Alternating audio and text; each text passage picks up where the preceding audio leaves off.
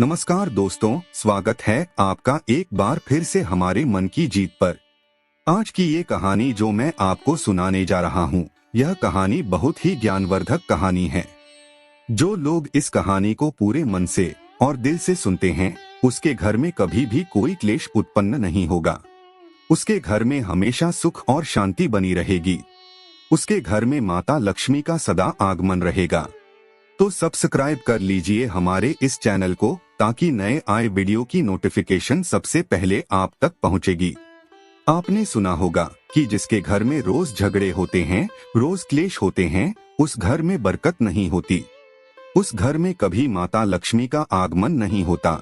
और जिसके घर में सुख शांति होती है, उसके घर में सुख समृद्धि का आगमन होता है और माता लक्ष्मी का निवास उसके घर पर सदा बना रहता है।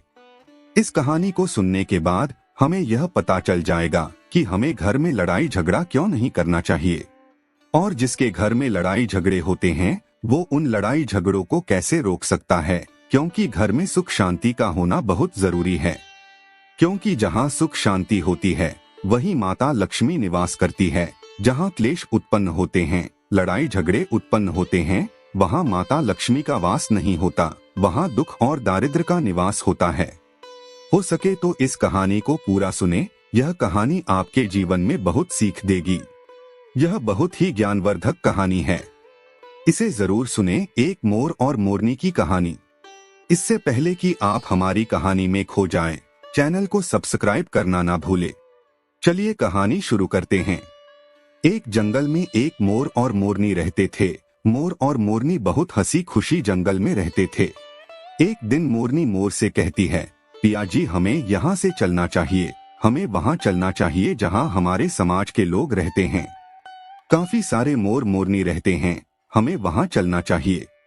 मोर मोरनी से कहता है, प्रिय, अगर हम वहाँ चलेंगे तो रोज लड़ाई झगड़े होंगे। हम दोनों यहाँ जंगल में कितना सुकून से रहते हैं, वहाँ जाने की क्या जरूरत है। लेकिन मोरनी जिद करने लगती है तो मोर भी मान जाता है। मोरनी की जिद करने पर वो दोनों उड़कर एक नगर में आ जाते।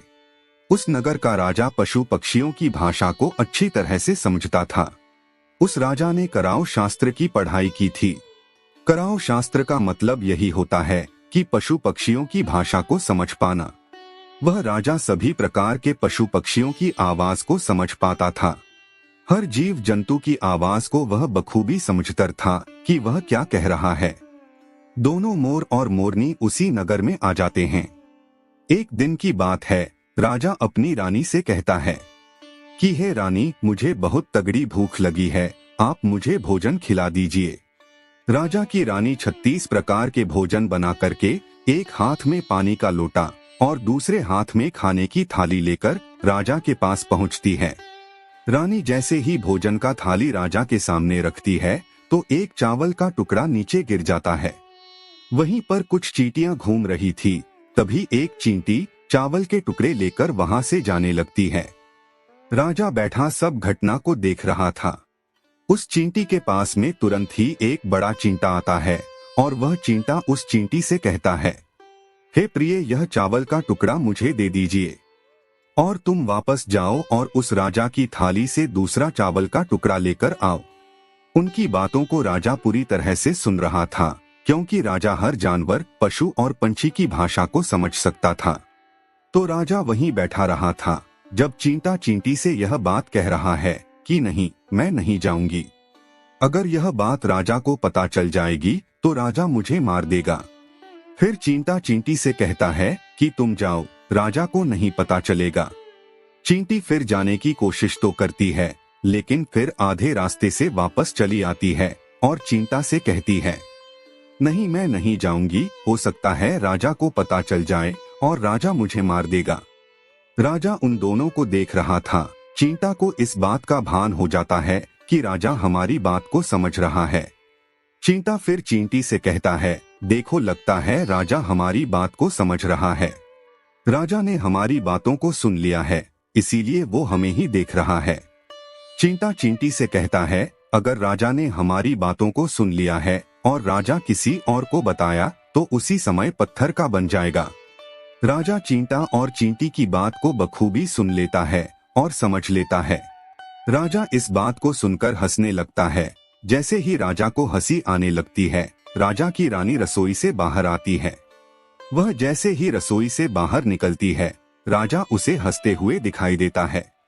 रानी राजा को हंसते हुए देखकर सोचने लगती हैं कि शायद मुझसे कोई गलती हुई है, इसीलिए राजा साहब हंस रहे हैं। रानी राजा के पास आती है और कहती है, हे महाराज, क्या मुझसे कोई पाप हुआ है? क्या मुझसे कोई गलती हुई है कि आप इतनी जोर से हंस रहे हैं? राजा रानी से कहता है, नहीं, ऐसी कोई बात नहीं है, मुझे बस यूं ही हंसी आ गई। रानी जिद करने लगती हैं और कहती है, आपको मुझे बताना पड़ेगा कि आप क्यों हंस रहे थे। राजा बार बार मना करता है, क्योंकि राजा को पता था कि चींटी ने कहा है कि अगर मैं चींटी वाली बात किसी को बताऊंगा तो मैं पत्थर का बन जाऊंगा। इसीलिए राजा रानी को यह बात नहीं बताना चाहता था, लेकिन रानी बार बार जिद करती हैं और कहती है, आपको मुझे बताना ही पड़ेगा कि आप क्यों हंस रहे थे। अगर आप मुझसे सच्चा प्रेम करते हैं, अगर आप मुझे अपना समझते हैं, तो आपको यह बताना पड़ेगा कि आप क्यों हंस रहे थे। राजा अब धर्म संकट में पड़ गया है। राजा सोचता है, अगर मैं ये बात रानी को बताऊंगा तो मैं पत्थर का बन जाऊंगा, और फिर सोचता है, अगर मैं नहीं बताऊंगा तो रानी का विश्वास खत्म हो जाएगा। रानी बहुत जिद करने लगती है। कहते हैं ना कि प्रिया हठ और बाल हठ बहुत तगड़ी होती है। इन दोनों हठ से हमेशा बचकर के रहना चाहिए। रानी के प्रिया हठ के सामने राजा को झुकना पड़ता है और राजा रानी से कहता है, ठीक है, अगर मैं आपको बताऊंगा तो बाद में आपको पछताना पड़ेगा। रानी कहती हैं कि अभी तो आप कह रहे थे कि कोई बात नहीं है, अभी आप कह रहे हैं कि मुझे पछताना पड़ेगा। रानी कहती है कि जरूर कोई तगड़ी बात है, और रानी और ज्यादा जिद करने लगती है।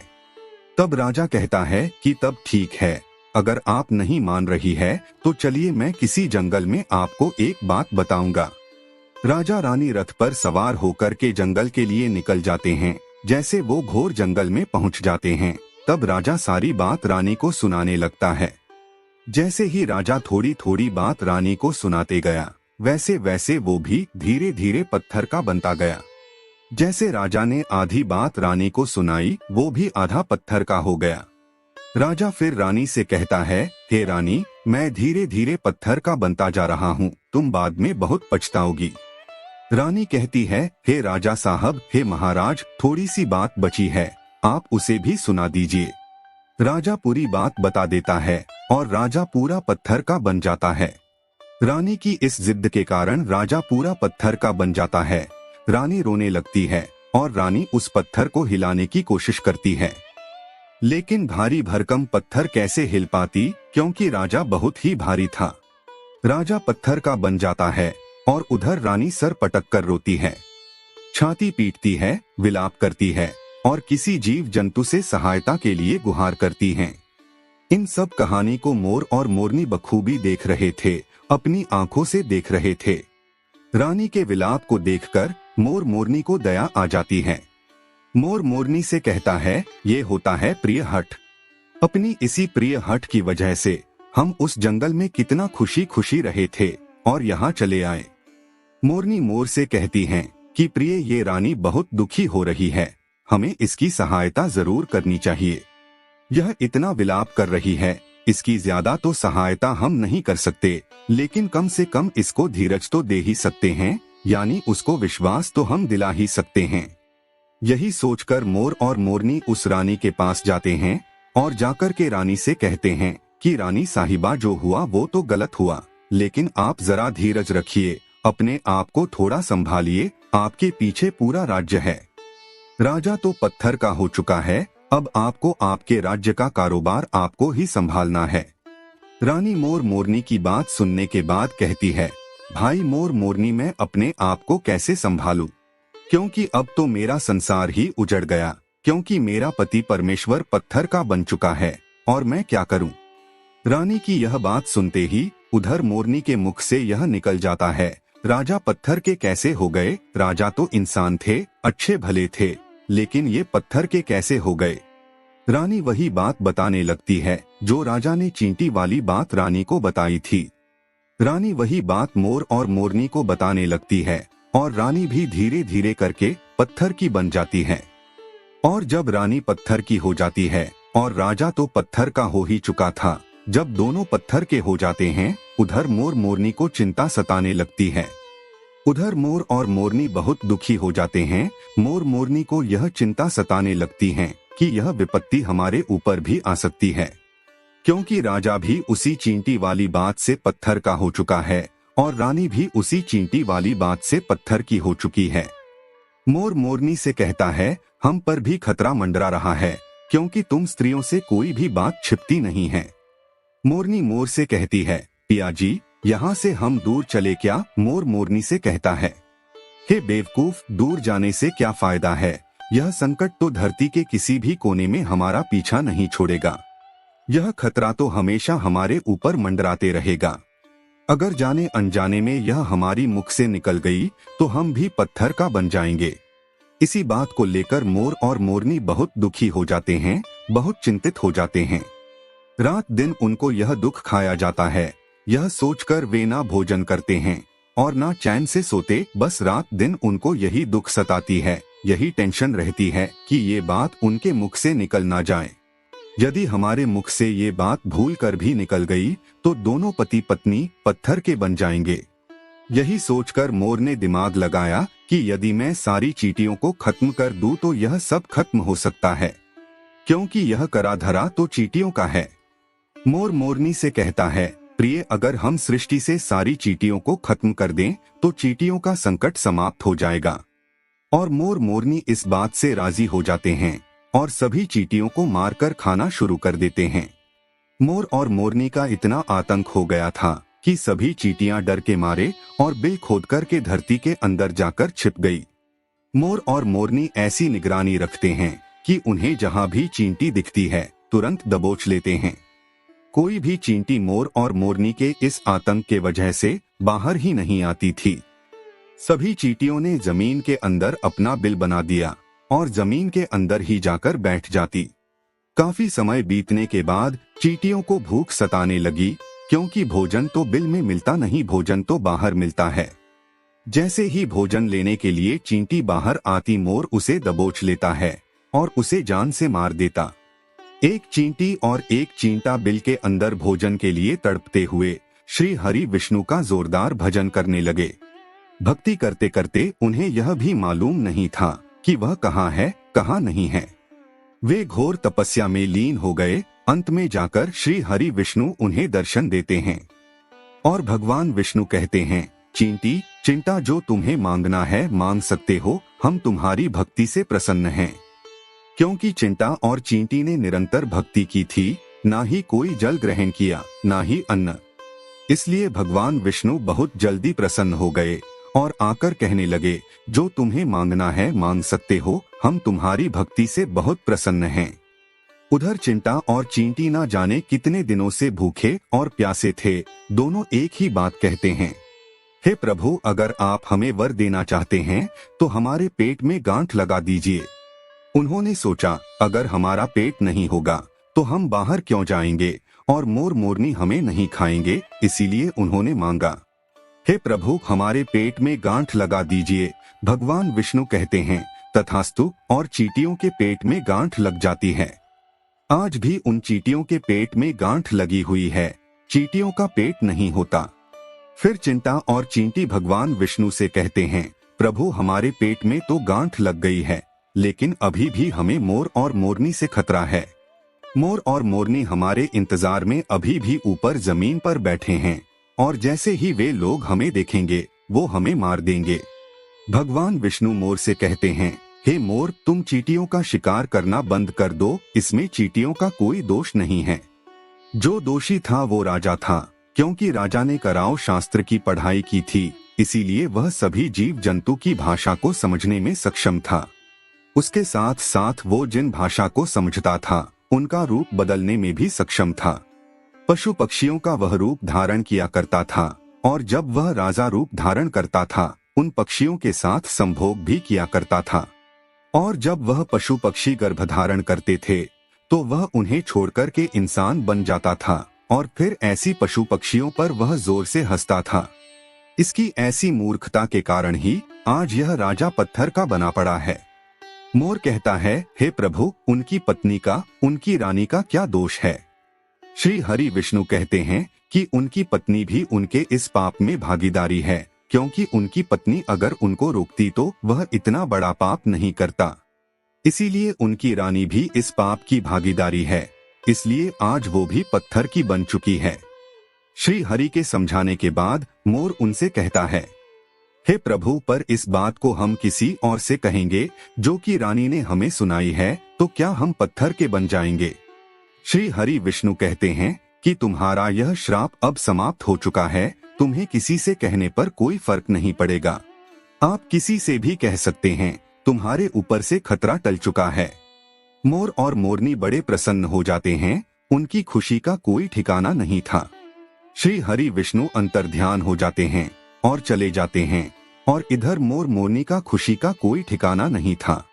अगर किसी जानवर को, किसी पशु को खुशी होती है तो वह झूमने लगता है, नाचने लगता है। यही बात मोर के साथ हुआ। मोर को जब यह पता चला कि उनके ऊपर से खतरा टल चुका है तो वो खुशी में नाचने लगा, जोरदार नाचने लगा। उसकी खुशी का कोई ठिकाना नहीं था, वह खुशी के मारे पागल हो रहा था। फिर जैसे ही मोर खुशी के मारे अपने पैरों के नीचे देखता है कि फटे बदसूरत पैर मोर के बने हुए थे। मोर अपने पैरों को देखकर रोने लगता है। मोर सोचने लगता है कि पहले मेरे पैर इतने सुंदर थे, लेकिन आज इतने फटे और गंदे कैसे हैं? मेरा पूरा बदन सुंदर है, लेकिन मेरे पैर इतने फटे और बदसूरत कैसे हैं? मोर के पैरों के फटने का कारण चींटी खाना था, क्योंकि उसने बहुत सारी चींटियां मार मार कर खा गई थी और मोरनी भी उन्हें खा गई थी, इसीलिए उनके पैर फट गए थे। आज भी कोई इंसान अगर चींटी खाता है तो उसके शरीर में छोटे छोटे दाने पड़ जाते हैं। यदि आप ज्यादा मात्रा में चींटी खाओगे तो आपका बदन भी फटने लगेगा। सांप केंचुली क्यों छोड़ता है? क्योंकि सांप चींटी खाता है और इसीलिए उसके शरीर में फट जाता है, अलग हो जाते हैं। इसी तरह मोर के पैर फट गए थे और वे बदसूरत हो गए थे, इसलिए मोर अपने पैरों को देखकर जोर जोर से रोने लगा। मोरनी मोर को धीरज रखवाती है और कहती है, जो हुआ वो तो हो गया, रोने से क्या होगा। मोर नाचता और जोर जोर से रोता है, इसलिए उसकी आंखों से आंसू की धारा बह रहे थे।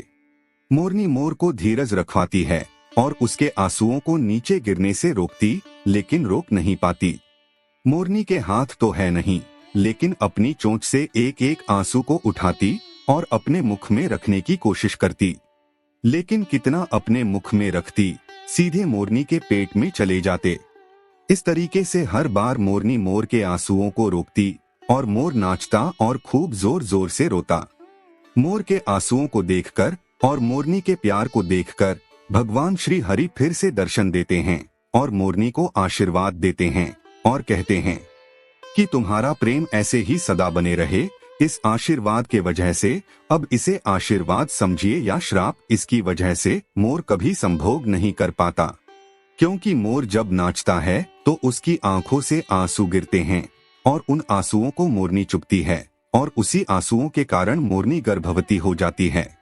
भगवान श्री हरि मोर और मोरनी को आशीर्वाद देते हैं और कहते हैं कि तुम्हारी भक्ति धन्य है और तुम धन्य हो।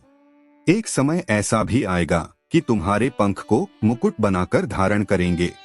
इसलिए कहते हैं, श्री कृष्ण के रूप में श्री हरि धरती पर आते हैं तो वह मोर का पंख अपने मुकुट में धारण करते हैं। इस कहानी में बस इतना ही, और हम आशा करते हैं कि इस कहानी से आपको बहुत कुछ सीखने को मिला होगा।